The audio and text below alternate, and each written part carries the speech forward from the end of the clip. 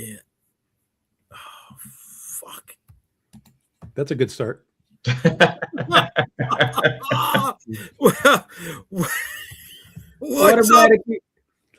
What do you mean? Go Automatically? ahead. Go. No. Listen, what's up, Streamland? I am your host for the evening, JayDee Rosario from Unstoppable Comics, and you're watching Comic Book Streamland on Friday, January 2nd, 2026. Woo-hoo! We are available on Facebook, YouTube, and on Instagram. So if you're watching us on Instagram, you want to join the chat, please join Comic Book Streamland on Facebook or on YouTube and hang out with us for tonight. Thank you. You gotta get that Twitch set up, man. I got it. Yeah, the Twitch. Does the Twitch get through here like Instagram does or no? Yeah, it's in the list. No, I mean because Instagram doesn't. You can't see the comments. Do the comments? Oh, I don't know. Does it? I don't know. We'll have a test. All right. What's up, fellas? I'm here joined for the. I'm joined for the evening. It's the worst I know. first show of the year ever. Dude, you know. It's only And for those that second don't know, you probably won't see us again for 3 weeks because that's the way the show works. We're the most inconsistent comic book live stream in all of comicdom, right? How's the new year for you guys? There was a new year? There was a new year. Okay. No, If you say so. I was working. I was in the office. I was working. I was doing things. I didn't hear any fireworks, so did anything happen? You know, I didn't either. And had- normally they're popping them off out here, but I really didn't hear anything this year. Really. Interesting. Caroline, think you about heard that. you heard the fireworks when you believe him, didn't you? Did I? Yes, I mean, I was driving through Brooklyn, so it just could have been gunshots. So who knows? that is a possibility. Yes. Yes. You were driving to the best parts of Brooklyn. I know you had a great time over here. I mean, come on, bro. No. Definitely had a great time at your place, but it was still Brooklyn. Don't knock it, baby. Don't knock it, baby. Bro, I spent a huge part of my youth in Brooklyn. So it's like Best place in the whole world. Right? Best place in the whole world. no. It's all right, but Okay. it's certainly not the best place in the whole world. Well, I mean, It wouldn't even rank on my top 100. So come on, bro. Don't do that to me, man. Right. Come on. Listen, Come on, man. Come on, man. All right, so everybody else had a very good New Year, if they were working or if they weren't working, or safe, sound, right? Mhm. Peaceful. Yes. Yes. Okay. It was good. Good. All right. I want to thank everybody for joining DM. Ray JayDee spent his youth in Brooklyn. He's 27 now. Way to be. He is not 27. I'll tell you that. So where are you live on Instagram? Jay Rosario, Jay the Unstoppable. It's not Unstoppable Comics. No, because I gotta have the business account with it.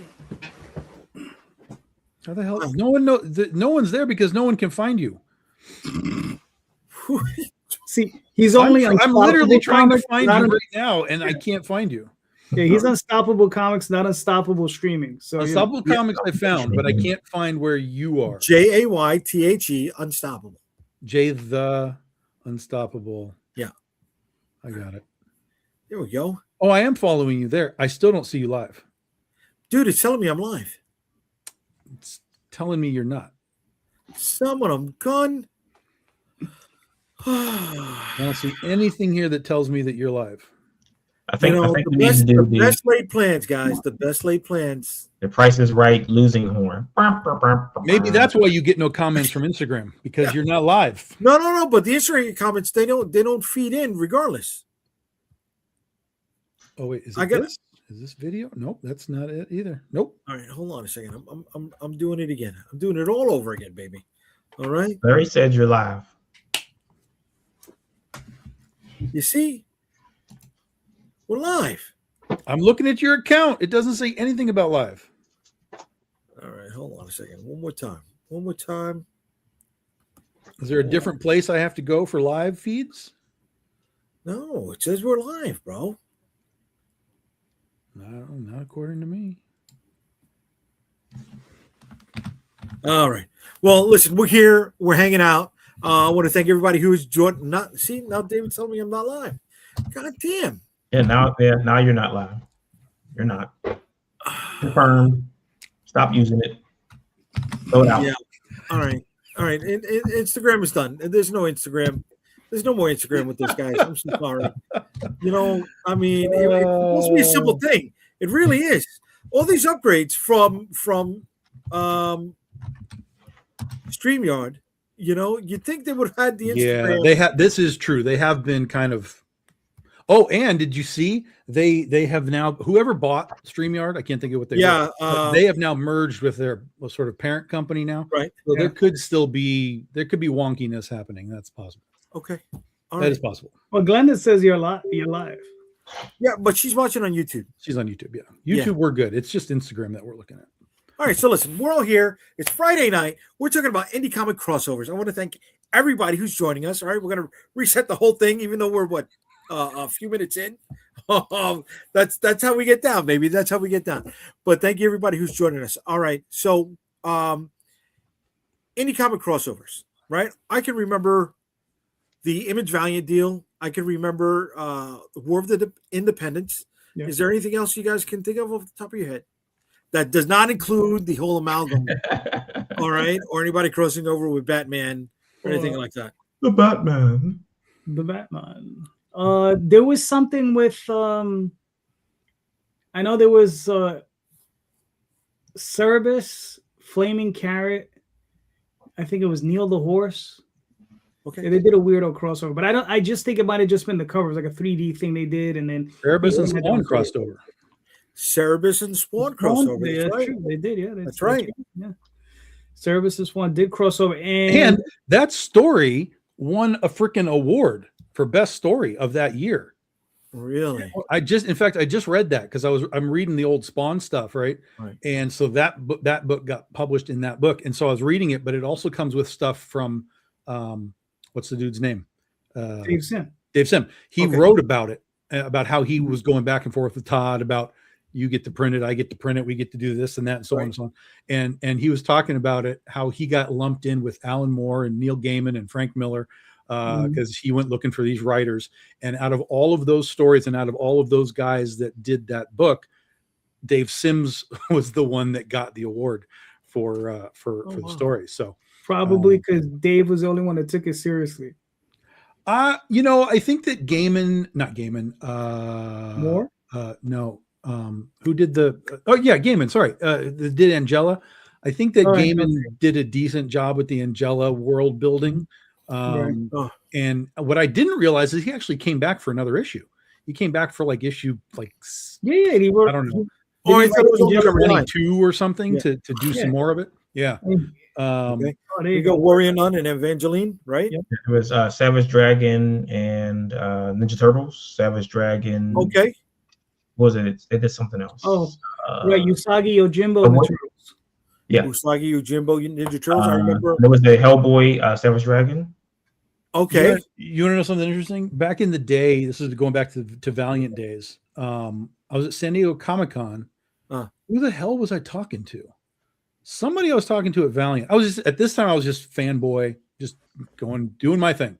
And I was talking to somebody at Valiant. They were talking about Turok, and they were talking about crossing him over with other stuff. And I was like, dude, you know what you need to do is you need to go and pitch to Dark Horse and do a Turok Godzilla crossover. That would be fucking amazing. And for those that don't know, it's Turok Dinosaur Hunter. This is what he does. I was like, that would be freaking great. And the guy kind of looked at me like I had something, and he was like, oh. But then his brain immediately flipped, and he was like, well, but what we're really trying to do is do Turok versus Jurassic Park. That was their big goal, was we want to run Turok into the Jurassic Park realm. And I was like, that's all right too. I guess that makes sense. But it doesn't, I think it would be far more interesting to me as a fan to have Godzilla being this dinosaur versus just he's chasing a bunch of dinosaurs. Who cares? We do that in your book anyway, dude. So make it a little more different, and it would be great. And then now you could do with with Invincible, right? He's got the big bad guy called Dinosaurus, the big red dinosaur, who wears a cape. You could have Turok versus Dinosaurus. That would be amazing. I would love that.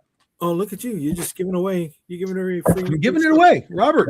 I'm giving it away. Yeah, I'm sure he's watching right now. Of course he is. No, and I remember what Valeria the She-Bat, Vampirella, right? When well, Vampirella crossed over with everybody, man. I mean, she was everywhere. Shadowhawk. She even did a Wetworks crossover. The Wolves Pertasio Wetworks. So yeah, Vampirella has literally been like everywhere. Yeah. Okay. So it happens. Does it always pay off? I guess is the question I should be asking. You know, I would say the answer is probably no, but I think most of the time it does its job in the moment, right? Because the fans get excited about that stuff. It's like, oh, in that moment, like, oh yeah. But then, you know, kind of over time, most of those stories don't have enough meat to them to kind of be like, let me come back and read that again. Like they're fun, right? But they don't necessarily always have like heavy, you know, like, oh, this was a great story. It was, here you go. Tomb Raider and Witchblade and there you and go. All that, they crossed over, right? Now, the interesting thing about that is that because Tomb Raider was a licensed character, those books will not be reprinted ever again. Oh, wow. Because the license says, you know, they would have to get the license again to reprint them. So you'd have to go find you'd have to go find the original issues, which you can, they're out there. Or I think they did do some trade paperbacks, but again, all of that stuff's out of print because they don't do that Tomb Raider anymore. So the Grifter She book wasn't bad. That's pretty good. Oh, she did a bunch. I'm not tearing them all down. I'm not saying like these are all shit. Yeah. But most of the time, when you get these sort of crossovers, they're just sort of there to be kind of money makers for the moment. Like, hey, let's just do something so that both of our brands get a little pop, and then we move on with our lives. Go your separate way. Yeah. I mean, but that was the overwhelming problem with Deathmate, right? Is that it could have been a big, huge thing, but because certain people were months and years late on what they were supposed to be doing, that it kind of faltered from there. Like there was no way to keep the momentum going because people didn't do their parts for 6 months to a year. Yeah. So did they go into it without a plan to capitalize it when it was over? Well, it didn't matter what plan they had because they couldn't get the books out on time. So again, you come in with the momentum, like, oh my God, this is going to be great. And then people are just like, well, where's the book? And where's the book? And where's the book? And then when it finally came out, they're like, well, we don't care anymore. Doesn't matter. Yeah, it was a done deal by then. I mean, and the stories in the books weren't that good anyway for them to not be that late. I mean, it was a hype train. It was exactly. His first appearance at Gen 13, right? It's like Deathmate Black, and like that's in dollar bins. Yeah, right. It's like, I'm looking at this, right? The Indie Creators Universe card set. I thought this was going to be like the next big thing, right? I thought we were going to get some stories out of this, but this is it. This is the only time we ever saw 99% of these characters. I have to be honest with you. I remember seeing that, and I remember laughing back then because I knew it was bullshit. Right. Well, because Image had already come out. These guys are just all a bunch of people jumping on a bandwagon. Right. Or at least thinking they're going to. But when you brought it out and showed it, what was it, a few months ago? I was like, yeah, I want one of those. Yeah. So I got this in the cheap. I think I paid like $15, $20. What I thought was cool. Well, first of all, it was promoted as like the first appearance of these characters. Right. Which it is in a card form, but no one really cares. The only way that would matter is if somebody actually made their card and then made something out of those characters, which to my knowledge, I don't think more than a handful of them did anything with those characters. There are a few in there that became comic book characters, but very, very few. But what I always liked about that set was just the design concept. Like just people are coming in to design, right? I was like, okay, what does this guy got? Show me this design of this hero or alien or whatever you're going to do. And so that's what I liked about it. It did have some good art in it, had some good artists in it, and I liked the design quality of it. So it's a cool, obscure little set. And I would bet also if you ever pop that open, you put the set together. If there's something in there that you were like, I like this, you could probably contact that creator and be like, do you want to like put it in a comic? Like if I was like, hey, I got Critter. Do you want to put your superhero in Critter? Remember that thing you made a trading card of? Yeah. They'd probably be like, yeah, let's do something. There's one that stood out for me. One of the premium cards. Joe Johnson did this character Intrepid, and I even remember seeing the original art going for sale. I'm like, oh, I want that original art. You know, when it was a couple $100, now it's like a couple. Intrepid, is that the dude with the wings? Yeah. Didn't he have like a Rocketeer mask, sort of, and then he had like wings, and he was like white and blue or something? No, like red and white. Red and white. Okay, yeah. It stood out to me, dude. You know, the Kuberts did stuff, but they never capitalized on it. Bart Sears did stuff in it. Joe Quesada did stuff in it. Joe Mad did stuff in it. Oh, I didn't remember Joe Mad. That's cool. Yeah, it's a really unique, very high art set. Oh, so definitely. It's Look, cool. I mean, they got Neil Adams right on the cover, right? With Nighthawk. Yeah. From Continuity, and I don't know how many issues that book. I don't even remember seeing that book in the stands. What book is that? I don't think Nighthawk had a book. I think he was just in the set in the universe. I don't think Nighthawk had a book. I think at least one issue came out. Really? I'd have to look, but I'm pretty sure at least one came out. You know, so it's so much of it though. Like I'm constantly finding those things at Dollar Biz, and I'm like, they had American Flag in here, right? But that had been out already, so it wasn't like it was brand new. Yeah. No. But I mean, so it's good for the moment. Yeah. Right. Yeah. Generally, it's good. And again, fans do like them even now. Yeah. Like people will buy them, but there's just not a lot of value to them. It's not like, oh man, Death Mate's worth $100 because blah blah blah, right? So, yeah, it's whatever. They're fun. I've got a few. One of the interesting ones that they did was there was talking about Vampirella. There's a Vampirella. It's basically a pinup book. It's a crossover book, but it's all pinups, all double page spreads, and it's like Vampirella with Monkey Man and O'Brien, and Vampirella and just really weird indie stuff. But it was like J. Scott Campbell and Arthur Adams and like Mike Mignola, and like it had like big names in the book doing these pieces of art. So it was a really interesting kind of release that has this J. Scott Campbell cover on it, and I was like, oh my god. And I've been hunting them. There's a regular one, and then there's like a chromium one. I've been hunting one for a while. But got some trolls in the chat there, bro. Yeah, I can't delete it. Only Calderon could, or because he came on his link. Yeah. I don't even want to manage it. Let's keep going. Keep going. Why not? This is a punk bitch on our stream. You could delete them. It's all right. Nah, we're not gonna delete this bitch. We're gonna ban him. How do you get all the trolls on your channel? He does get them on his channel. I do get them once in a while. They come on. I don't know why. Yeah. But it's the funny thing is I do like putting a spotlight on them, and I do like calling them out. Why? I don't. Let's move on. I mean, talking about something nice. Fuck those people. I'm all about fuck those people. I am. But all right, Mike Mignola was like your guy. Don't you like him? That guy? Yeah, Mike Mignola is his guy. You got to see his collection of Hellboy stuff. I wasn't talking about fuck Mike Mignola. I was talking about the troll. Yeah, Troll's gone.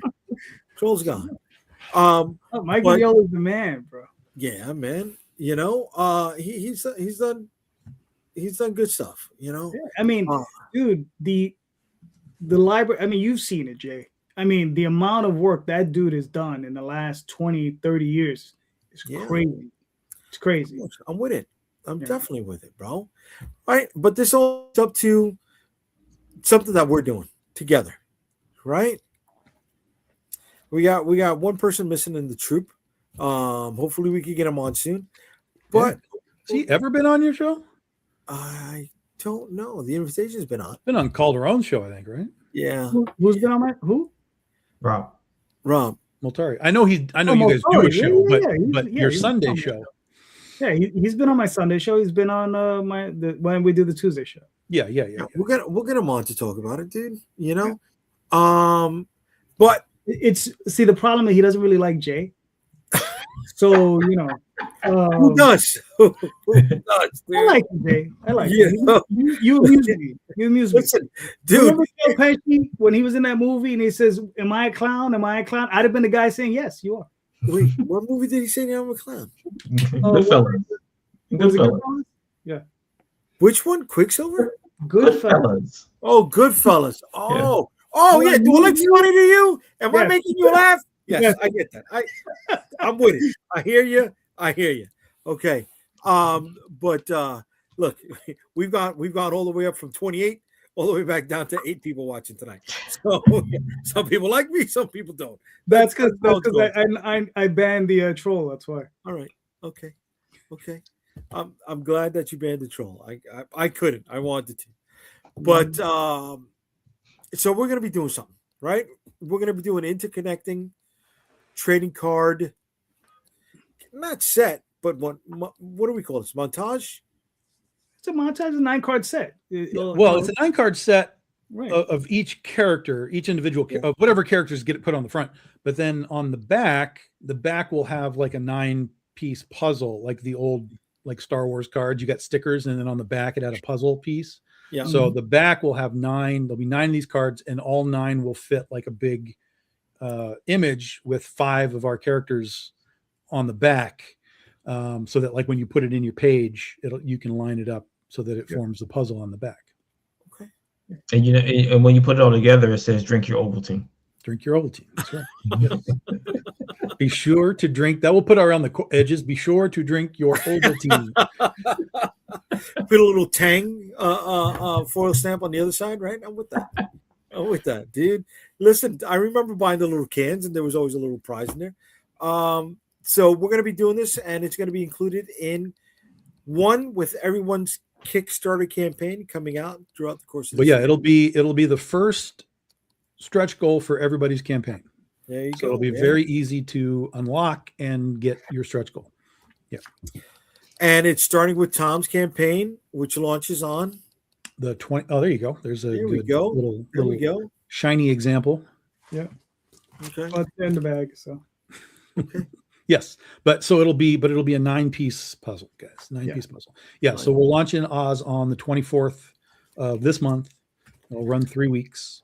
The card will be the first stretch goal that you'll get, and then I don't know who's going to be next, but throughout the year there will be 9 of these across all 5 of us, because I'm doing a bunch of campaigns. Calderon's doing a bunch of campaigns, so we'll figure out who's going to do like 1 or 2 cards, through the thing. But there will be 9 total throughout the thing, and then each one of them will have a piece of the back, which is art that's being done right now. So we might have a little teaser for you soon. There you go. Yeah, boy. I can't wait, guys. I'm excited. And if this goes well, right? If there's no snags, no speed bumps, let's see what else we'll do after that, guys. Yeah. Got to get that momentum. Got to build that momentum. So should we go into this with a follow-up plan, whether we execute it or not? What do you mean a follow-up as far as what? I don't know. That's the question I have. Right? How do we prepare to capitalize on it so it's not just in the moment? Well, because it's going to happen like throughout the year, you kind of have to let it run its course through the year, so that Calderon's fans are getting my card, and Marvin's fans are getting JD's card, and you got to hopefully they want the collection and they get them all, and then once they get them all, then then they have an awareness, clearly because they back the campaigns anyway. They now have an awareness of all of these characters, and hopefully they've read the books, and hopefully that they like them. And then you can move it forward into things that have been talked about ad nauseum in the industry, which is, just general character crossovers, some guys already Critter and Oswald have a crossover or whatever. So there's ways to do it where you can then take that little moment of awareness of like, oh, now I know what Critter is. Now I know what Oswald is, and then you can move it into that kind of stuff potentially, which in 10 years would all be in the dollar bins, as we've seen from all the Marvel and in the dollar bin. Marvel and Top Cow are in the double bins, and all that kind of stuff. Let me tell you, I have found Neil Gaiman and Alan Moore and Warren Ellis and Bill Willingham and many others within the dollar bin. Yeah. So that's good company. Here's the question. Here's a question for you. Yeah. You're going through the dollar bins, having a good time. There's your book. Yeah. Just a random book. Okay. Yeah. One of mine. Okay. Do you buy it and get it out of there? Every time.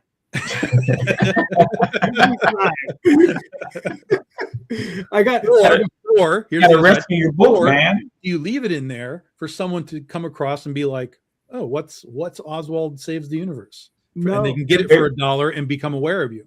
Every time I throw it out there. So here's what you do. You buy it for $1. You walk up to the checkout. You tell the person at checkout, put this in the next person's bag for free. Do you sign it? Yeah. There you go. That doesn't suck. That does not suck. I'll tell you, for me, I do buy the books when I see them, but only if they're either a specific cover or if I know, like, well, that's the first appearance of that character or whatever.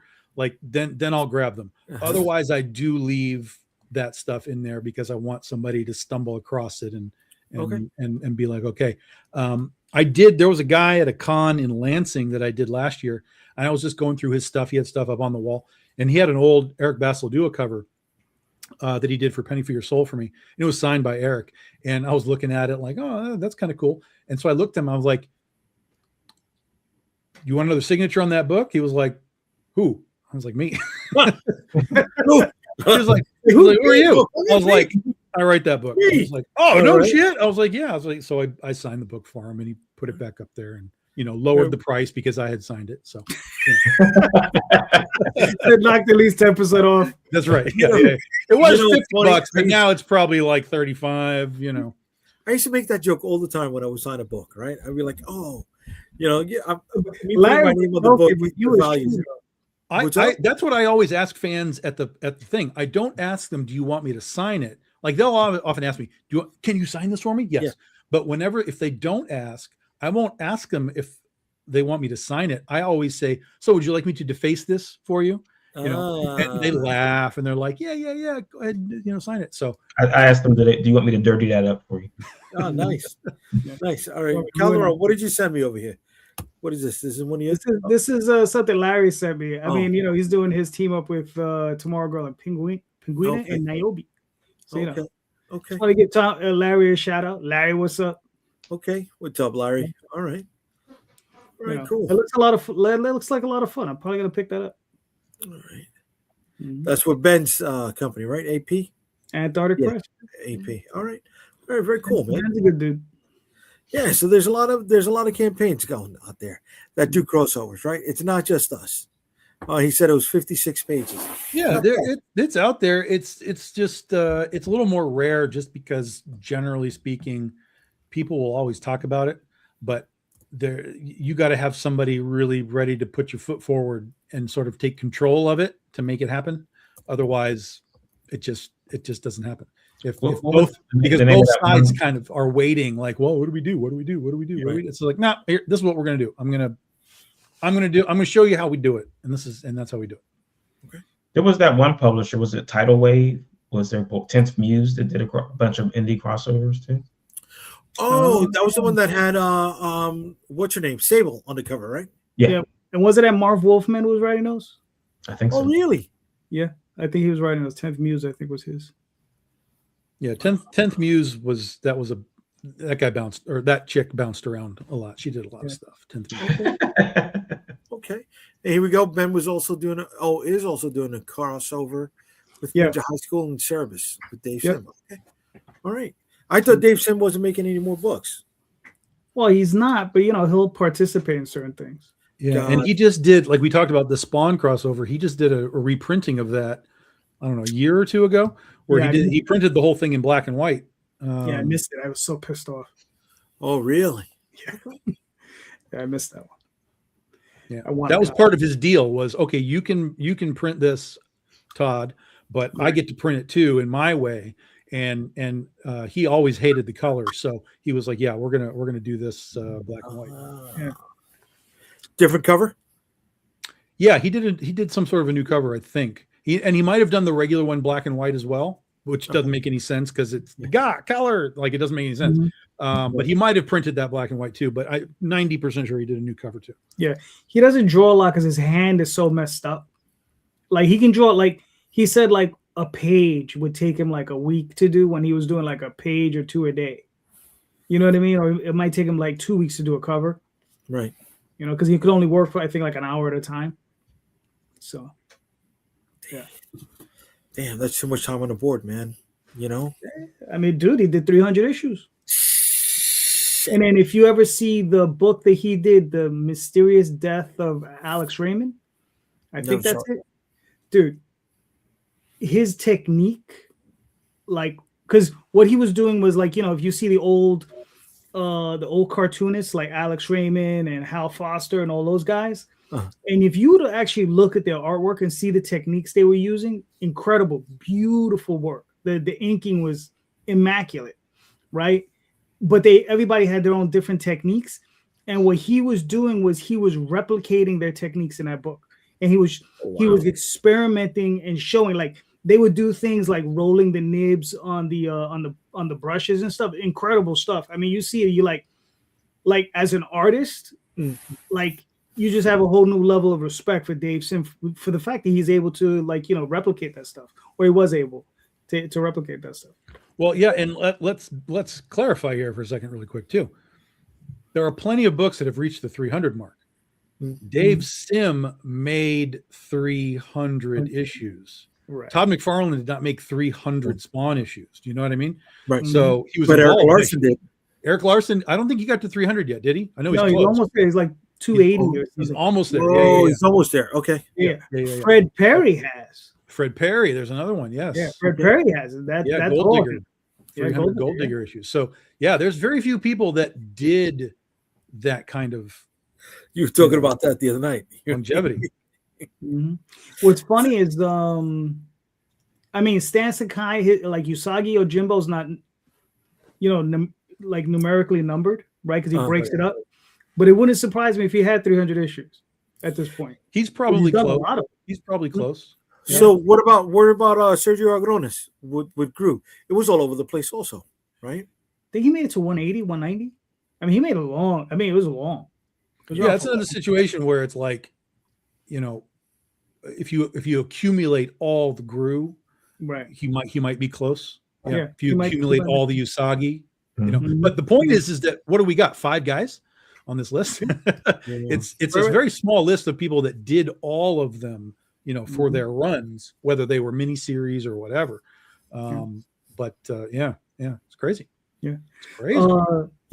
Bill Willingham, Jay's favorite, got 150 issues of Fables. So did it really go that long? Wow. Yeah, it ran 150 issues. He did a bunch of specials. He wrote a novel. He did a bunch of stuff on it. And then there was 50 issues of Jack of Fables. Well, but Willingham didn't draw it, did he? No. Yeah, so that's writing. That's writing. That's not double duty. Okay. All right. Yeah, no, he didn't do double duty on this. Okay, so who did 300 writing? Plenty of people have done 300 writing, but not necessarily for a series, because most of those, like if it's the X-Men, right, you get replaced just naturally over time for those books. So, you know. All right. Calderon sending me something else. Can I put it up yet or no? Oh, no, don't put that up. Little pictures. Okay. All right, we'll put that. Okay. There was something else that somebody else said. I was just scrolling. Oh boy. It was nothing raunchy. Okay. It was nothing raunchy. It was just some other stuff. If you want, I'll show you after the show. So I've been getting very into the superhero vibe again because I'm getting ready to go deep dive on the Critter series again. So I'm trying to get back in the superhero mindset of things. So I've been watching like Batman and old cartoons and stuff. So I've been watching Spider-Man and His Amazing Friends, which is a wildly stupid cartoon, but it's very fun. Yeah. So right before we came in, I was watching an episode where they're at a fair and kids standing there next to Iceman, Bobby, and his snow cone falls, and he's like, I didn't lose my snow cone. And then so Iceman just kind of ices his hand over and like gives the kid a new snow cone, right? And then I was like, wait a minute. And I had to rewind. Rewind, do it. That ice cone, that snow cone is yellow, my friend. That's yellow snow you just put in that kid's snow cone. I have questions. There's probably it's probably just a sweat though. It could have been whiskey. It could have been whiskey. You know, either kid was crying, wanted to keep. In any case, that kid got a special snow cone. Yeah. Did they put the Captain America episode back up or no? Well, this is the first season is like, I don't know, 18 episodes or something. So it's yeah, but no, when they brought it up to Disney, the Captain America episode. Oh, I'm not watching it on Disney. You're talking about 7 Deadly Superheroes? No, that's up. There was one episode with Captain America, Hiawatha Smith, and the Red Skull, and because the Nazi stuff was. Oh right, yeah, there, I have that, but they took it down. Yeah, I'm sure that's probably not on Disney. Okay. I don't know. Yeah, but no, 7 Deadly Superheroes. That was a great episode. The 2 X-Men episodes was hilarious. Excuse me, not hilarious. Was entertaining when I was a kid. No, hilarious is the right answer. They're all hilarious. They're all just like, what the fuck are we doing? All stuck in the wall. Right. But no, what's really hilarious is that they gave him an Australian accent, and we ended up getting, Hugh Jackman, the Australian. Yeah, it was Australian. Yeah, that's a great take. I didn't even think about that. Yeah. But that was good. I think. Could you imagine Hugh Jackman as a kid? Like, I'm going to be Wolverine one day. See, now that's a good accent. You didn't say nothing about that. You know what I'm saying? He pulled out a good accent there. And that was on the spot, bro. I like that. That was good shit. All right. You should have heard Jay the other night with his shitty accents. Oh, my God. Listen, they were not shitty.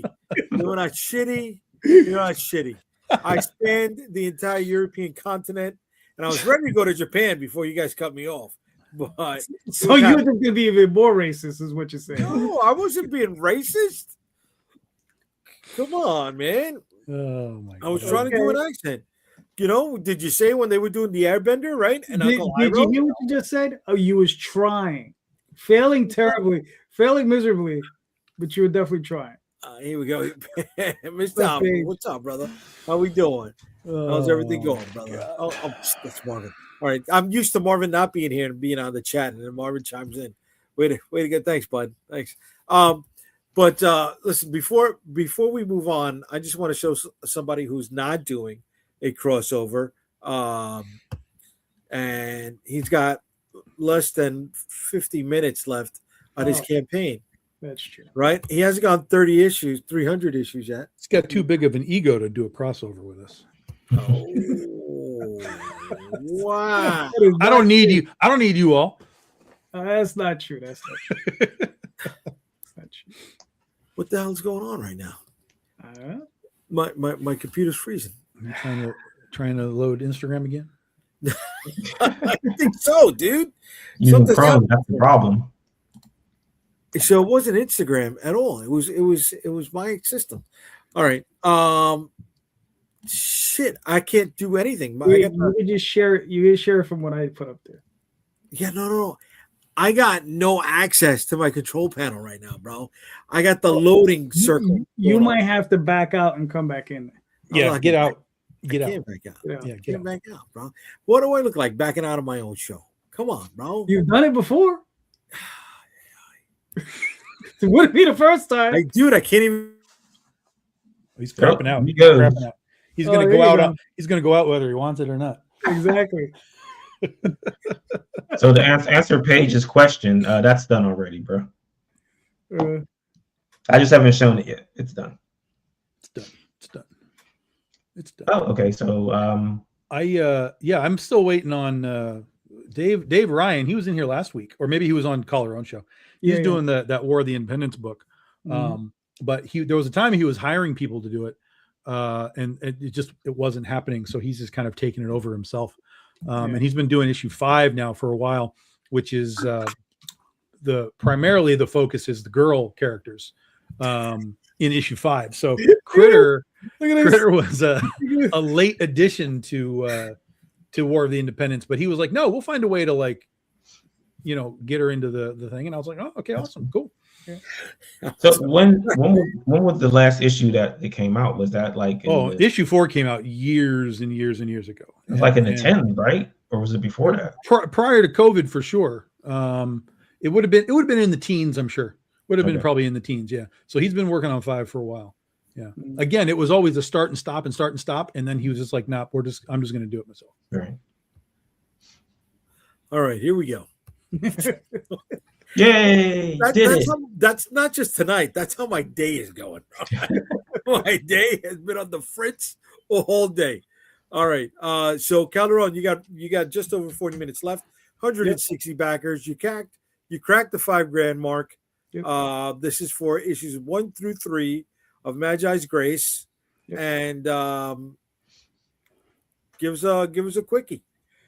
All right. Well, Magi's Grace is about a team of monster hunting duo. They basically what it is the plot is, what if vampires were to invade Innsmouth, right? Which is from H.P. Lovecraft, and these two were called in to break up that situation. That's the simple lowdown of it. Okay. Yeah, but this is illustrated by C. Michael Lanning, and it was colored by Chompy Ramirez. Way to go. I forgot to put Chompy's picture up there. I feel bad now. Yeah. You gotta change that, baby. You gotta change that. All right. So issues 1 through 3, how many pages on each issue? They're about 24 pages per issue, and there's going to be a total of 4 issues. So this is one more issue, and we're done with the series. Okay. Yeah. Well, this particular story within the series. And as we go on, we'll learn a little bit more of the lore of the world, and we'll learn a little bit more about the 2 characters as we go on. So, it's been a lot of fun. All right. Everybody is interested in the book, which has just over 40 minutes left. The link is right here in the comments. Yes. Go check it out. Check it out. If you like comics. I mean, if you've been sticking with us that long with all the ups and downs, I thank you, first off. But you got to be liking comics, because that's all we're talking about, guys. Right? We're not talking about anything else tonight but comics and comic book related stuff, like, some Spider-Man cartoons. But besides that, we got Marvin's thing coming up. All right. And his pre-launch page is right over here. You want to give us a quick lowdown on this, Marvin? Sure. So this is the Edge Volume 3, which is issues 10, right? Yeah, 10 through 14. 14 is now a double SAS issue, which is really 10 to 15. But I couldn't find a good break to separate those 2 stories, so I just decided to make it all one book. Okay. So we have our original group from the first issue of the Edge, God's Thunder, wants to eliminate anyone who has enhanced abilities. So how do you get someone who has enhanced abilities? You send someone with enhanced abilities against them. Way to be. So this is where Kyrad, this huge gentleman with the hammer, comes in. Okay. And when are you going to launch this, brother? This should be launching in March. Okay. And this is how many pages? So 5 issues, like 120 pages or so. Nice. So when your part of the card turnaround comes out, is that going to be involved with this? Yes. Way to be, baby. I would say I should be second on the list after Tom. Okay. Unless you guys have something. I think somebody's probably got a February something going on. I was looking at a February launch. Okay. So I'll be 3rd or 4th, depending on what JD's doing. I also have a February launch. Well, there you go. I thought you said you had the January launch. What are you talking about? I have a late January launch. Okay. Yes. Yeah. And I have a February launch. Which one is going to be part of the set? It's gonna be the late January launch. There you go. So you gotta do that, bro. You know what? I'm not gonna share any of those Don Papas with you. Okay, buddy? All right. Here we go. Enjoy them, man. Enjoy them. I am. Thank you. We got John. What's up, John? All right. Then we got he's coming out number 5 on Valentine's Day. All right. Nice. Yeah. So I think it's okay. Did we share them with Glenda? She had one while I was at work. Yes. Okay. Cool. Yes. You think I'm not going to share anything with my wife? Come on. I was just asking. What am I like? You might have been standing there going like, "Listen, Glenn, don't even try these. They're terrible." Or you're in the background. I could have done that. Oh. That's good. That's good Foley artist stuff right there. There you go. All right. What did you add here? Oh yeah, no, that's my background stuff. Okay. All right. It's funny. I thought you had What's up? I thought you had put up your screen. Oh, I did. No, that was the one I shared. Yeah, but I used my screen. Why you confuse me tonight, bro? I think you see I'm having troubles already. I think you came in that way. No, I didn't come in. I think you came in confused for sure. I have no idea what's going on. Today is one hell of a day now, I gotta say. One of those days? Yeah, it's one of those days, guys. It's one of those days. But it is what it is, right? We're here. I'm hanging out with the guys. We're talking comics. We're talking about the comics that we're doing. We're cracking in the new year, right? And I'm not drinking. I think that's another problem, right? I didn't have any libation tonight. Yeah, you need that for the focus. Dude, I need it. I need it just to decompress from the day. I'm just and I had a salad. That's wrong. What's wrong with that? Put a little chicken in it. You got a that's a nice meal. I know, just salad. That's what I'm saying. Put a little chicken in it. Oh, you put a little chicken in it. Put protein in it. Yeah. Okay. Maybe. You didn't put steak in it. I had enough protein all of 2025. Let me have just greens right now. No, I think you've had enough pasta. No. Yeah. And bread. Yeah. And rice. No, dude. This was only the second time I ever made rice in my life. Okay. But listen, I mean 2025 was carb heavy. Yeah, there you go. 2025 was super carb heavy. Trust me. I'm aware of it. I'm aware of it. Look at this face. Yeah, bro. You know what I'm saying? We got to get back into fighting shape. We got to get back into conform. You know what I mean? You can't get into conform in 2 weeks, right? I have a con in 3 weeks already. Way to be, baby. Jesus. Yeah. Way to be. Where's it going to be? It's in Monroe, right below Detroit. It's called the Michigan Oddities and something else. Oddities and Horror Festival. Okay. So yeah, we're gonna be down there. Monroeville. Not Monroeville. Monroe. Okay. Monroe is in Pittsburgh. Yeah, that's Pittsburgh. Right, yeah. right. That's the one. That's what I used to go to Pittsburgh Comic-Con. Yeah. Yes. Yes. You know, I never did a show in Pittsburgh. Well, Pittsburgh Comic-Con, when it was around, was a good show. Well, hold on. It was a good show every other year. So I would always have like one good show, and then the following year would suck for some reason. Like literally, I remember we came in, we parked the car, loaded the place up, and we showed up like 2 hours late for whatever reason. But you could roll a bowling ball down the aisles. There was just no one in them. Really? That's how it was when they did Wizard World Pittsburgh. It was empty. Oh yeah, that I believe. But the Wizard World shows were so meh. It's not even funny. Those shows. Yeah, Wizard World was. Whether was it Philly? Yeah. Boston. Well, as soon as like the pro real publishers and artists and everybody stopped going to those shows, and it was just, and not to rag on locals, but just to fill it up with local people. Like there's no draw, you know what I mean, to come to those things unless you're just a heavy comic book fan. And that's why they started coming out and bringing all these Walking Dead people and all these movie stars, and that's why the whole model shifted. Is they couldn't draw these comic book names anymore. I mean, they did. Remember, Jay, were you around for the one they did on the pier on I think it was a 57th Street, like 12th Avenue? Yes, right. I did not go to that. I went to that. I vended it that way. That was a good show. Really? Yeah, we did. Yeah. It was hilarious. Like they were like, I remember like at the front, the fire marshal would come in. They had to like stop letting people in, right? And I guess they walked him around for an hour and then he left, and they started letting people back in because the place was packed to capacity. Like it was packed. You see, I stayed away from that because I went to WCW when they had their wrestling event on the same pier, and it was it was open. It was raining. No, this was inside. It was inside. It was in the pier. But there was like this warehouse structure. I don't know. But it was in. Trust me, it was indoors. I would not do a show outside. Okay. Are you guys aware of this website, fancons.com? Nope. No. Yes.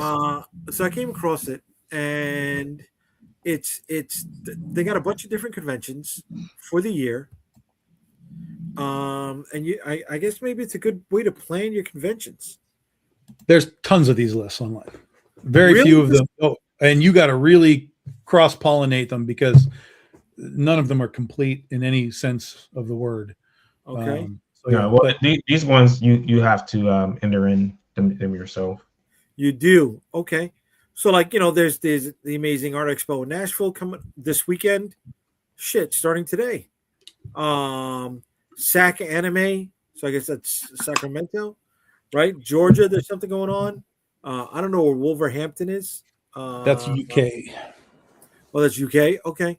Fort Lauderdale, Tulsa. Next weekend there's Louisville, Fan Expo, New Orleans. There's literally something somewhere every week. Man. It's endless. And this is what I'm saying. These when people talk about going to shows, like it's like, no, dude, there is a show somewhere within an hour of you. At some point during the year, like all the time. An hour drive and you'll be there. And a lot of these smaller shows will give you a completely new audience outside of going to like C2E2 or some of these bigger shows that people most of the time are there for just the circus.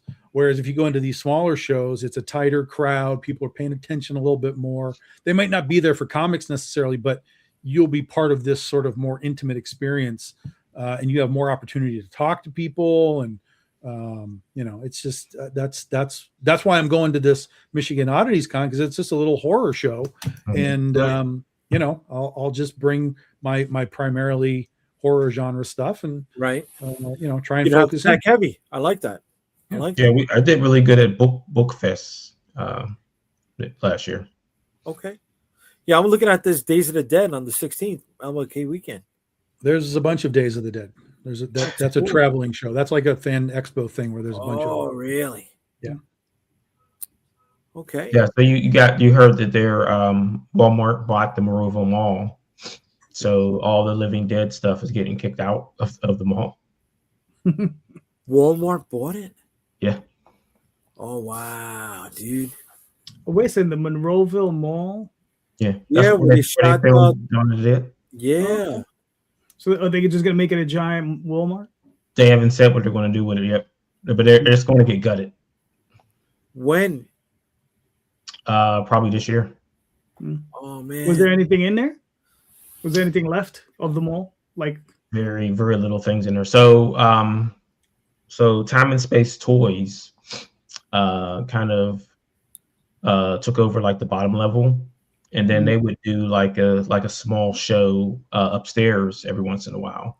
But they, like 3 years ago, they just put a new movie theater in there, Cinemark.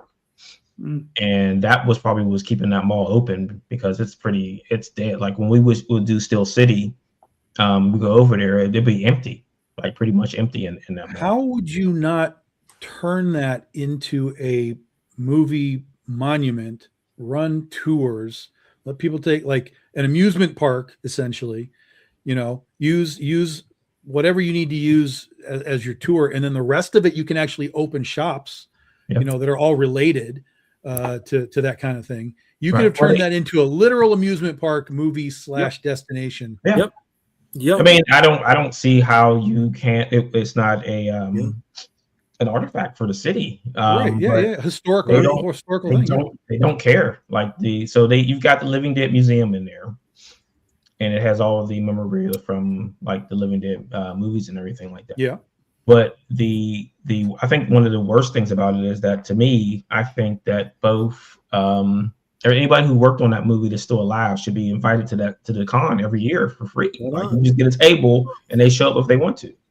Still got to make money, but I mean, you could do things, and you can have the theater that's hooked up to that mall, being indie release theater, right? You have things playing around the clock. It doesn't have to just be zombie stuff. Oh, it's Cinemark though, man. They're selling it. They're going to be but if you're going to buy it, it's your space. At that point, you can do whatever you want. Yeah, that's what I was wondering, is that, are they going to keep the movie theater there and cut around it, and then right. I don't know. So they haven't released their plans for it yet, but yeah, it's a Walmart property now. I'm going to send a proposal to Walmart. Hey guys, this is what you should do. Yeah, but the problem is that, like, they've kind of like murdered that Monroeville area, period. So you got the mall closing, Toys R Us is gone. They tried to close. Yeah, but you don't think that if it became a destination that you couldn't build around it? You know what I mean? Oh yeah. You couldn't like bring it back if you had a foundation in the middle of it. I mean, it has to have the right people running those kind of things that can think outside their own brain pan to make those kind of decisions, because I mean, that's a destination. It could be a destination area, but it's too far from the city, and people only go out there for that con. So you would have to be capturing the people that are at that time, and I don't think they can do it. They don't have the right people mindset in there. Yeah. Here we go. We got Lorraine chiming in with Toys R Us is coming back as a store. They've come back a few places. We got a location that just opened up in Long Island, but they were also part of Macy's for a while. They had smaller little sections over there. But Toys R Us needs to be an experience, and they're not. So, but here's the funny thing about it, is that every time a building closes in Pittsburgh, there's only two things that they put there: apartments or a bank. That's it. Those are your options. Really? Well, yeah, but because one, it's apartments, right? And then they go borrow from the bank, right? To pay for the apartment. So that's why they're kind of feeding on each other. Yeah. Like I haven't been out like into the north recent for a while, and there used to be a Sam's Club out North Hills, and it closed, and then we were out there, and I'm like, are those apartments up there now? There's apartments. They closed the Sam's. We got a spot like that in Brooklyn called City of Industry. Yeah, that's actually where the Captain America statue is right now. And it's 9 different buildings, and they were industrial buildings where floors 3 through whatever 9 to 12, whatever it is, have become lofts, right? Apartments. And the first 2 or 3 floors is just restaurants and stores. That's actually where St. Mark's comic shop that was in the Village for over 30 something years ended up moving to when they got gentrified out of the area. Yeah. It just makes me laugh. Like, whenever something closes, I say that look at the building, that's a bank, because they closed all the McDonald's downtown, and the one nearest to Point Park is a bank. They turned a McDonald's into a bank. I've never seen a McDonald's close down. Yeah, they closed. Well, there's no fast food downtown at all anymore. So McDonald's, Burger King. Wait, Arby's, downtown Pittsburgh? Yeah, all closed. All of them went out of business. Yeah. Well, McDonald's is barely even a burger place anymore. But did you ever watch The Founder? Yeah, the movie The Founder. That's what it is. People talk about how McDonald's went from being like this fun place to like this, cafeteria design of stuff. You have to understand that that's McDonald's. They're a land, their property. That's right. All they are. So if something goes south with that particular property, they can close it, and that building has more value because it doesn't have to be restructured Yeah. You know, they don't have to tear it all down in order for the new people to come in and do it. That's why all of these restaurants really are modifying themselves to be these just ridiculous square buildings so that if something goes wrong, they can just sell the building and it's very easy. Well, where I used to live at on the west side of the city, they had the Wendy's, and it was there on Friday, and the whole building was gone Saturday. So all they did was cut it down. Yeah, they cut it. No, they cut it in half and then picked it up and just drove it off.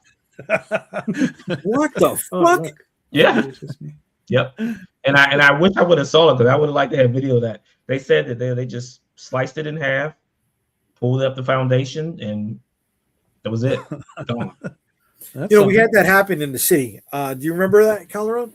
When they moved the ANC Theater? 42nd Street? 42nd Street. So on 42nd and 11th, there used to be an old-time vaudeville theater. I don't want to say all the greats, but if they were in black and white, right, and they came over with Abbott and Costello or anything around that time period, they performed at that vaudeville theater. So when AMC opened up in Times Square, they lifted up the front of that building. And they moved it over. Moved it half a block. Manhattan blocks. No, they moved it down the block. It was on 11th. It wasn't on 9th. No, it was down the block. They moved it like 4 or 5 building structures down. It's still on the same block. Yeah. Sure, bro. I could have swore it was over on 11th, but a FedEx building. Thing called Google. All right, I'm gonna Google. No. Let's roll this fucking back because when I Googled the goddamn alligator, you guys busted my fucking balls, and you don't want to believe it. So I'm not gonna believe that you only found it moved half of a fucking block when I knew it was different. No, it's more like half an avenue, but yeah. When I Google it. The good news is when they put a new building there at Wendy's, it wasn't a bank or apartments; it was a car wash. Nice. And 3 buildings away from it is another car wash. So yeah, people move into the apartment, they get a loan for the car has to get washed. It's the circle of life. There's no garage. You think they'd build a garage, but no, because they own the gas, the washing machine too. They own all of that stuff. All that stuff is owned by the same people. It's a circle. Yeah. All right. Well, what we own. And they're all out of Cleveland for some reason. They're all out of Cleveland. Wow. I didn't know Pittsburgh was getting chopped up like that. I'm sorry, man. Wow. Nobody in the city owns anything. Everything's owned by like companies in like Cleveland and Chicago and Atlanta. Wow. So how far is King of Prussia from you? 6 hours. Oh shit. 6 hours. Yeah, 6 hours going east. Yeah. Coming my way. I think that's closer to Philly than Pittsburgh. Yeah. Really? Okay, because ZoloCon is coming in a few weeks. Yeah, I saw that one, and I thought about him. Like, yeah, that's too far. Too far to travel. Okay. Yeah, like King of Prussia, isn't that right outside of Philly? I'm not aware. About yeah. I mean, it's probably it's 6 hours away. Hour or so. Right. Probably because we're 2 hours from Philly, but I know we're about 8 hours from Pittsburgh. Yeah, the restaurant gives you the food poisoning. The ER makes sure that you're dead, and then they ship you off to the funeral home. It's all circle of life, my friends. That's it. We got to get that going for comics. We got to get that going, dude. We got to bring that circle of life into here. You know what I mean? That's what we got to do, baby. Shit, man, that's crazy. What does it cost to own a printing press? That's where it all starts. Wasn't there a story like maybe 7-8 years ago where they were talking about putting printing machines in like Barnes and Nobles, and they would have no books on the shelves. And whenever you wanted to buy a book, you had to print it. At the Barnes and Nobles, all right. So we have, I think, the largest Barnes and Nobles in the country. I'm not sure. The one on 14th Street, Jay. Okay. You know what I'm talking about? Yeah, I know the one you're talking about. I don't know if it's the largest. I don't know if it's the largest, but the sucker's huge. Yeah. But it's like what, 6 floors? Yeah. 4 floors, something like that. So on the top floor for the longest time, they had one of those machines. So it was a digital press. It was a large digital press, but it was also a binder. It would do everything. But it's not there anymore. So this goes to show you how long it lasted. That's wildly pointless. I was looking at I did want to buy one. There was a Ryko, but they didn't want to sell it. They wanted to lease it, and I didn't want to lease it. I wanted to buy it. Well, just imagine, like, all you have to put out on the shelf is the cover of the book, like the cover and the back cover. And then if you say, I don't want to buy it, then they go upstairs and print a copy and bring it to you. Right. Well, because most of the publishers wouldn't go for it, because since it's digital, the cost per book on like just a regular book, right, is probably like $12 to print it. Right. And then they got their markup, and then the publisher will get whatever they get. But a publisher, they print, a regular book is costing like 50 cents. Yeah. You know what I mean? So the markup, is ridiculous. Yeah. Yeah, Union Square, yeah. Yeah, I saw a story that they're more Barnes and Nobles is opening more stores after they. Yeah, they're coming up. Yeah. Yeah. The guy from Britain really turned the company around. So. Oh, really? Yeah. It was the CEO is some British dude. Like, he turned over some other British bookstore chain. Okay. And I don't know if they bought Barnes and Nobles or how they merged, but he's the one that turned it over. Because what it is, before, Jay, you worked in retail. I don't know how many guys you worked in retail, but if you're in some retail chain, like one store, they'll say, okay, everybody's going to do this. And this is the sale thing we're doing in all the stores all across the country. What he did is he empowered his managers to say, customize your store to your area. Mm-hmm. Oh, right? nice. So you learn your area, learn what they want, learn what they need, and customize your store to it, whatever it is. And that's what they allowed them to do. So, if they do outreach community stuff and they bring people in. I've walked into that particular Barnes & Noble, the one we have down there, and that stuff has always got people in it. Really? Yeah. Okay. It's a nice that's one of the things that they were talking about for comic shops, is like it needs to be community outreach in all these stores. You need to involve the community in everything you do. And it's one of the reasons why the movie theaters are having problems, because they don't do that at all. Mm-hmm. Like, they just plop down their giant machine into an area and suck up all the resources and give nothing back. Yeah. But it's almost like a little mini convention, right? If you want to do like an event over, what the fuck was that? Oh, you okay, bro? You okay? Yeah. You having a stroke on us? Okay. That's the first time you see him move. That's the first time I see him move, dude. I'm like, oh, you talking about his dog? Yeah. He's been laying there like for the whole entire show. Yeah. Okay. All right. That got me. I'm sorry.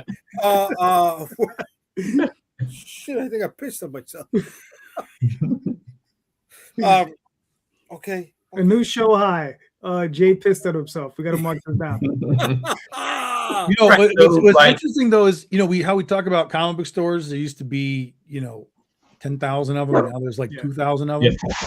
It's the same thing with movie theaters. Right? There used to be like 14,000 movie theaters in the country, and now it's down to like 2,500. Mm-hmm. Right, but a lot of that stuff on those situations is just the greed of these things. It's like, how many screens can we have? 10. I want 30. Well, but it was also consolidation. So like you used to have like tons of like one screen theaters. We have one screen, we run them, whatever. But then AMC would come in and be like, look, we've got 20 screens. You don't need all this other stuff. Just come to AMC, to our big complex of shit. And so, so it all consolidated. And then, so all that went out. This is fair.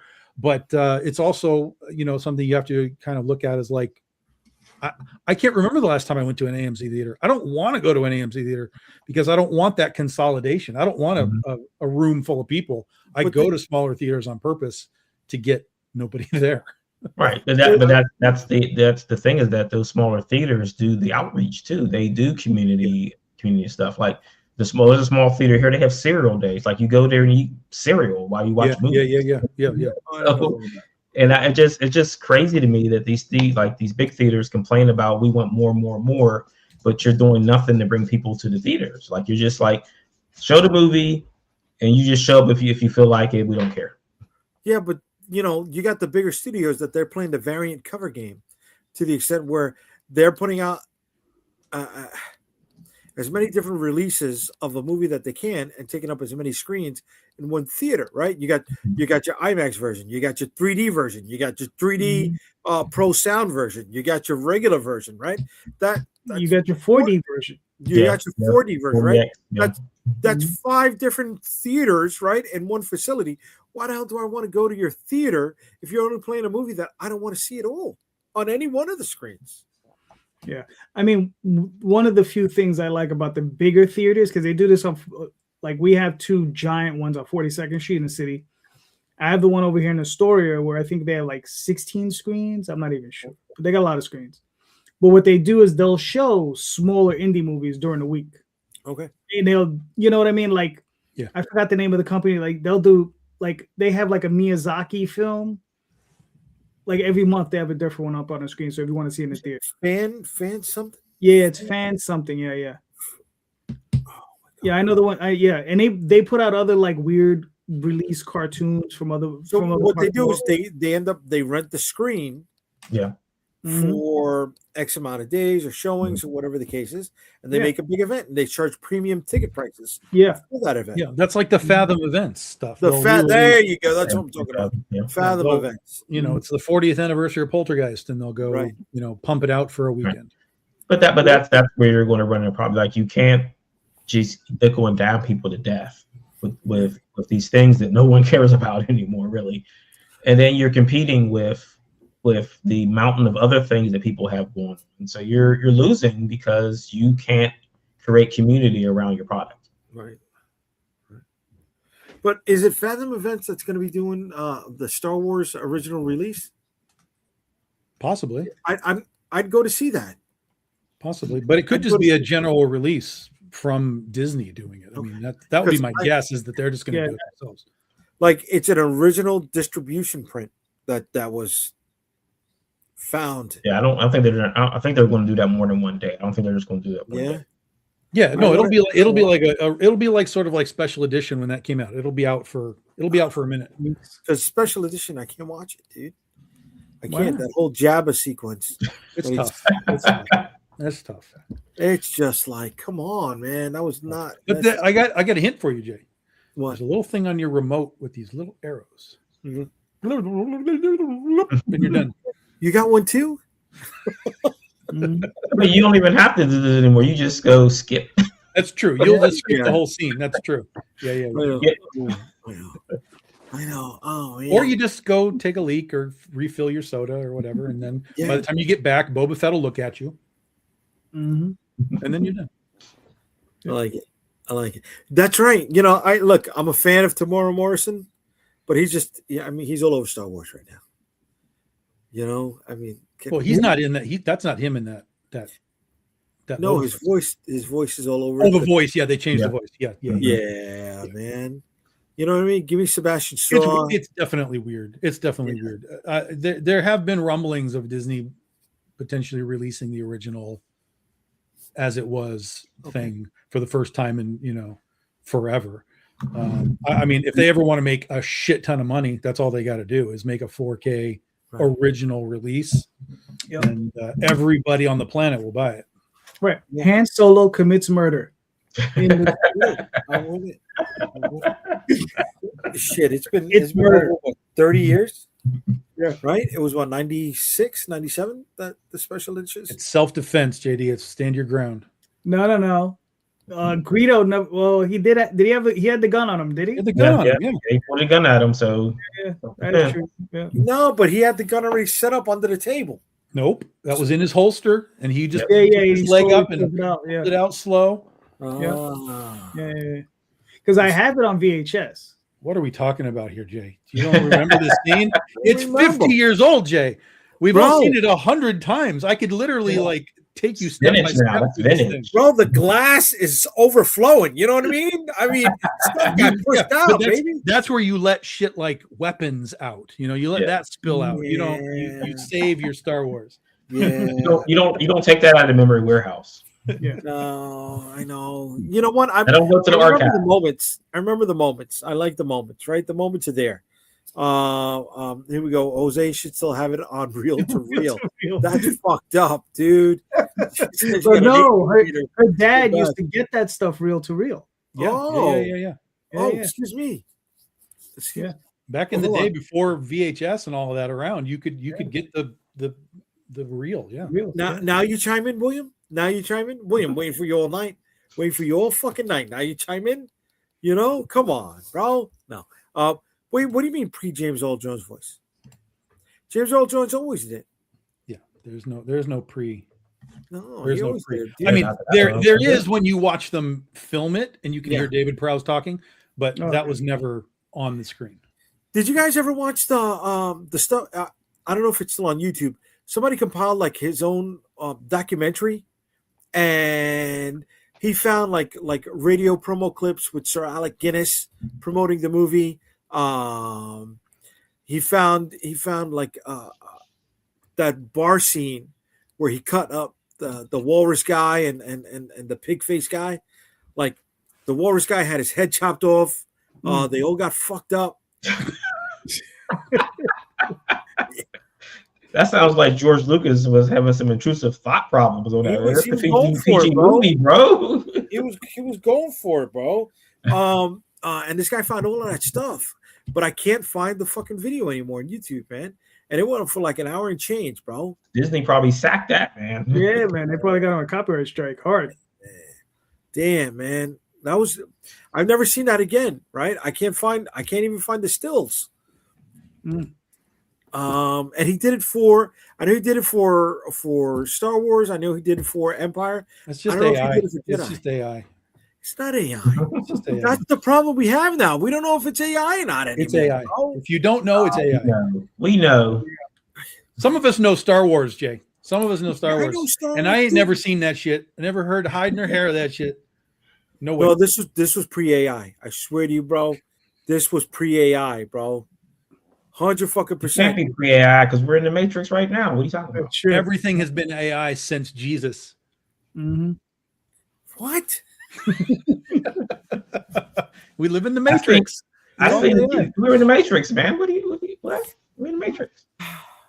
Wake up. We're making him think too hard about it. Yeah. I hope I didn't chase William away. Did you take the blue pill this morning, Jay? Which pill did you take? I took the fucking blue fucking pill, bro. I took the fucking blue pill, bro. You know, I was Joey Pants. Put me back in. You drank the blue milk? Is that what happened? You drank the blue milk, not the red milk? You know, I drank the blue milk over there. It didn't taste that good. Did you? It was blue. They gave you blue milk with and without alcohol, right? You had the option. I had both. Thinking, okay, let me try it with. Did you have the yellow one? Yeah, we're talking Iceman yellow. No, not Iceman yellow. I'm talking Star Wars. No. Talking Banta Puru. Yeah, really. That fucked me up. I went to the restaurant, not the cantina, right? Not the Mos Eisley cantina. I went to the restaurant, and they give you the fucking menu, but the menu is all of the items as if you were on Tatooine. Yeah. Right. So I don't know what the fuck I'm ordering. Right. You don't speak Hadith? What's wrong with you? What kind of Star Wars fan are you right now? So I got the stuff back, right? And it was like a flatbread taco on both of them, and one was a fucking foot long, and one was like chicken. And I'm like, okay. So Jay goes to Tatooine and orders chicken wings. That's what I just got. I wish. That's what I just got out of that story. They told me I would have wanted the fucking chicken wings. Chicken tenders. Chicken fingers. How do I get the chicken fingers? The menu, right? Even for the drinks was like instead of a tequila sunrise, it was two suns over Tatooine. I'm like, what the fuck is this? Can I just get a goddamn Snapple? All the phones, you got Google on your phone. Just take a picture; it'll tell you exactly what. Yeah, Google Translate Star Wars languages. I like that. That didn't happen. That didn't happen. That didn't happen. That's a shirt right there. That didn't happen. That's a shirt. I can sell that shirt. That didn't happen. Okay, done. So, see, we're making fucking business here, guys. We're gonna mass produce that didn't happen T-shirts. I love it. Yeah, no, but I liked Star Wars Land, whatever you want to call it, right? What was it called? Star Wars Land, right? I don't know. I've never been since it's been built. I have not been to any of that Star Wars. The Florida one, it was pretty cool, man. None of it. No, I had a good time. I was vaguely interested when it first happened, but I was like, there will be 8 million people there to do that, and I was like, every day. I'm not going to have. I'm not going to trust that. So, but from what I understand, it is really. Yeah, from what I understand, it's really cooled down and it's back. It's more or less normal Disneyland now. Okay, you know, like it's because it's been there for like 10 years now, right? No. So it's 6 million people instead of 8 million. Right, 6 million people. Right. Yeah. How long? It's got to have been there for almost 10 years. When was it built? They started probably 10 years ago, but it wasn't. No, there's been people posting shit that they're standing in front of the Millennium Falcon for years. I've been married for 4 years. Yeah. Right. In February, we went for a honeymoon. Yeah. And it was open at least a year before that. So 5 years. So that's 5 years for sure. That's 2019. There you go. 2019. Okay. So 7 years. So 7 years. Going on 7 years. Yeah. Yeah. Okay. And I went on a Tuesday when people were still at work and in school, and it was still 2 hours to get on the Millennium Falcon. And then I found out the single rider entry point, and I said, I'll do that part. Daphne and I went 1 year to get on, what is it, Rise of the Resistance?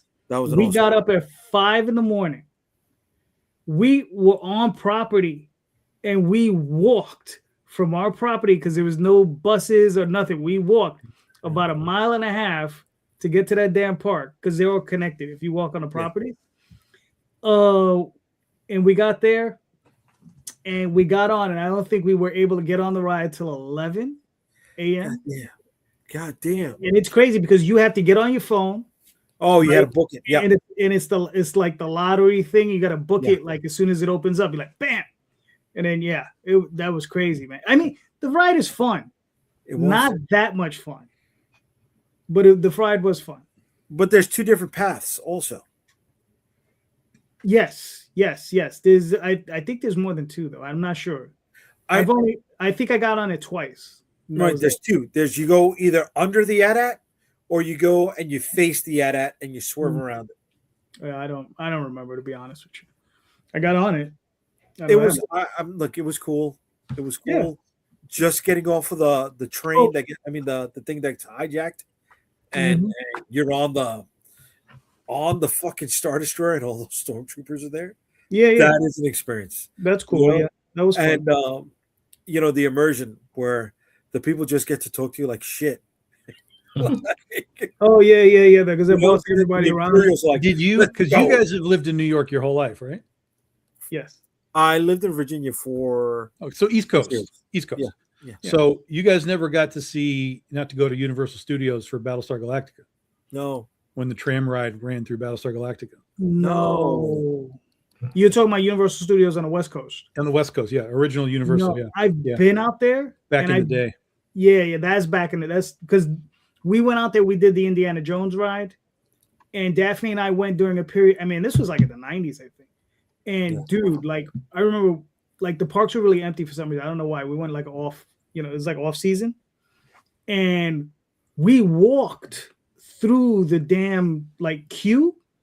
It took us like 20 minutes to get to the ride. And we were just walking straight. I was like, I could imagine. Yeah, you have to walk through the park to get to the tram. Yeah. For Battlestar Galactica, really? No, that's part of the tram. That's part of the tram tour. No. This was for Indiana Jones. Oh. Yeah. Like the queue and that's in the back too. Yes. Yeah, the queue was a massive walk. Yeah. But and then the queue itself is an hour long. Yeah. Well, yeah, if you're waiting for, I don't even want to think what it was like. It's waiting. So I did Anaheim. I did Disney out there in '97, I think. Where all they had was the R2D2 Star Wars ride, the C-3PO. Yeah. That's it. Yeah. That's it.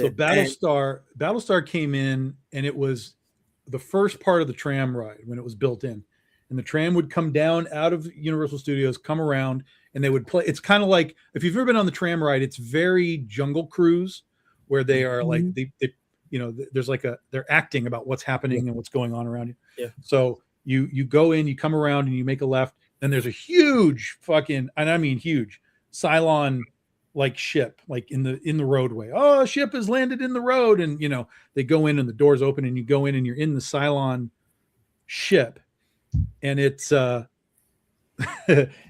so as you're cruising down on the right hand side, it's like a base star with all the Cylons and up there and stuff, and on the other side it's all dark, but it's basically playing out the scene from the movie where they're on the Ovion planet at the end.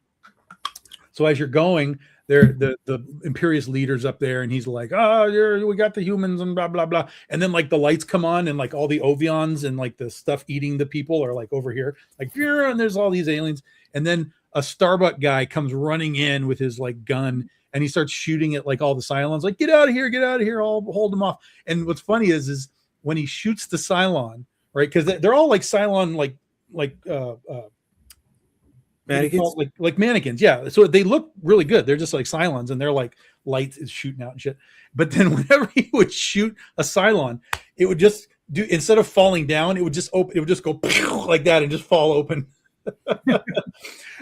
And so they would just start falling open, and then they would drive us out, and they'd be like, "Oh my god, we survived the Cylon base star," and then you were on to the rest of the thing. And then that was torn down many years later to put in the Back to the Future 3D ride on top of it.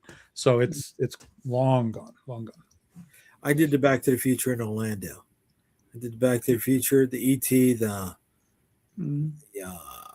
King Kong.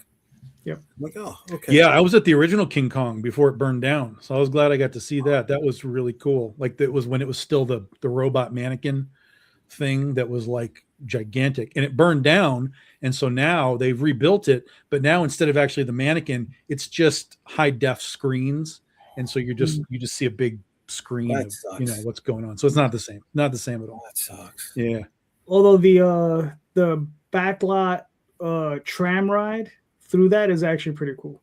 It is fun. The one in California, if you like movies, it's fun to see. Well, because I don't know, it was the last time you've been on it, but the last time I went on it was like 2019, just before COVID. Like you go on it, it's like a 45-minute. Oh, you just froze out. Yeah. See, it's not just me tonight. It's not me. One thing, the tram, I always liked the tram ride, and I haven't been on it since like probably the 80s, maybe the 90s, at some point in the 90s. So I don't remember a lot of the differences, but back in like the 80s, the tram was so long, the tram ride, that there was a break in the middle, and you would go down to this place called the Prop Plaza, and it would drop you off, and you could have lunch, and you know there's restaurants and you can eat there, but Prop Plaza is filled with stuff that's from the movies, right? So they had like foam rocks that were like gigantic rocks. You could be like the Bionic Man and like huck, you know, foam rocks around. They had cars that were weighted, so you could lift them, and they would lift because the weight would shift. They had like a prison where the bars were rubber, so you could like, you know, bend them like that. So it was a really fun thing. And then I remember doing that as a kid. And then when I came back many years later, that had been cut out of the thing. So I was like, motherfucker, like that's what I want. I want to go back to Prop Plaza and monkey around. Yeah, because the ride is like 45 minutes. It's a ride, yeah. Yeah. All right. And so you're West Coast. What was the stand-in for Wally World? Magic Mountain. Six Flags Magic Mountain. Oh, okay. Yeah. That I can't think of what it was called, but that roller coaster where they do the loop-de-loop, it's in the far back of Magic Mountain. It's one of the back end rides. Yeah. Magic Mountain. Okay. All right, guys, listen. We did an hour and a half tonight. I want to thank you for joining us. I want to thank everybody. We're not going to stay on to midnight? Negative. New year, new structure of the show. Exactly. Instagram's never happening again. So I want to thank everybody who hung out with us on Facebook and on YouTube. Thank you for giving us your time. We had fun. Thank you for the chats. And here we go. Dan, thanks for chiming in at the end, brother. All right. Good evening, fellas. Happy freaking Friday and Happy New Year to you, Dan. Before we get out of here, Tom, let everybody know where they can find you, brother. BigDogInc.com. Get your books. and we're on Facebook and all the socials, so you can find me or find the company. And we launched The Legend of Oz Wicked West January 24th. Nice. January 24th. Calderon, where they can find you, bro? Facebook, Twitter, Instagram, YouTube this Sunday night with these two fine gentlemen. Sometimes Marvin. Sometimes. You can't. You don't want to. We got to set up another retailer interview. You don't want Marvin to be on there? Which one? You know, like I never said that. Well, you said you didn't say these two fine gentlemen. You didn't say Marvin's a fine gentleman. Marvin is. I do see. Listen, Marvin's so special. He gets to do a whole show with me by himself. Shut up. Okay. All right. Yeah. See, I stand corrected. All right, there you go. And even though Magi's Grace is over, thank you everybody who participated. The Oswald Chronicles is still on there, so go check that out. Oh, all right. There you go. Marvin, where can I find you, brother? Comicsburg.com and theedgecomic.com. Hit up the websites, buy some books, and all the socials are there. Way to be. And I am JayDee Rosario, also known as JayDee Unstoppable on most social media accounts. Comic Book Streamland is a part of Unstoppable Comics, so you can find all of our links and links to the show on that website. Thank you for hanging out with us tonight on January 2nd. And if you're catching us on the restream, please let us know where you're looking at us from. All right. Have a good night. See you next week, everybody. Later. Have a good night.